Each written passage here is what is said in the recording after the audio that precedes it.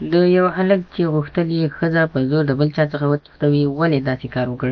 سلام ګران لیدونکو، هیله ده چې روغ جوړ او د صحت جامې مو پر تن وي.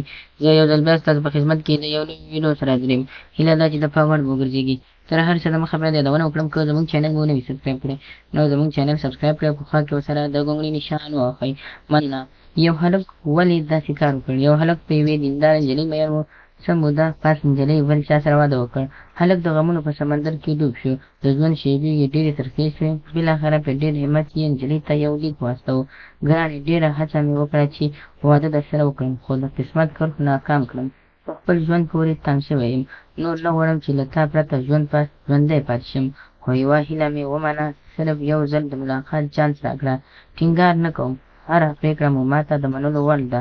نجلۍ ډېره دینداره او هوښیاره وه. هغې ورته وویل امام پسې یې پوره 40 ورځې په جماعت سره لمونځ وکړه. بیا چې هر ځای ستا خوښه وي هلته به لیدو کاتو ته درشم. هلک خبره ومنله او د نجلۍ د کور مخ یې خوشې کړ. پوره 40 ورځې وروسته نجلۍ هلک ته لیک واستاوه. که مو زما وړاندیز ترسره کړی وي بیا د ملاقات لپاره چمتو یم. 40 ورځو پابندي لمونځ په هلک سخته اغېزه کړې وه. نجلۍ ته یې په ځواب کې ولیکل زما په زړه کې ستا مینه وه، خو اوس مې په زړه کې د الله تعالی حقیقي محبت ځای نیولی. زما او ستا لارې جلا دي. نجلۍ چې ډېره دینداره وه په دې کار سره ډېره خوشحاله شوه او د الله تعالی شکر یې ادا کړ.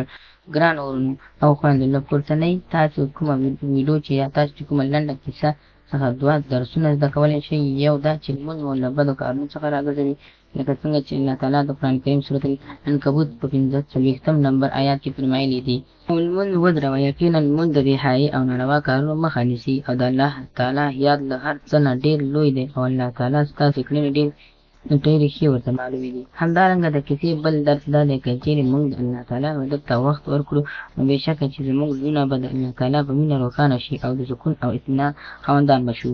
نو هیله کوم ملګرو چې زموږ دغه ویډیو خوښ شوي وي لایک کړئ، شیر کړئ او زموږ چینل هم سبسکرایب کړئ. مننه.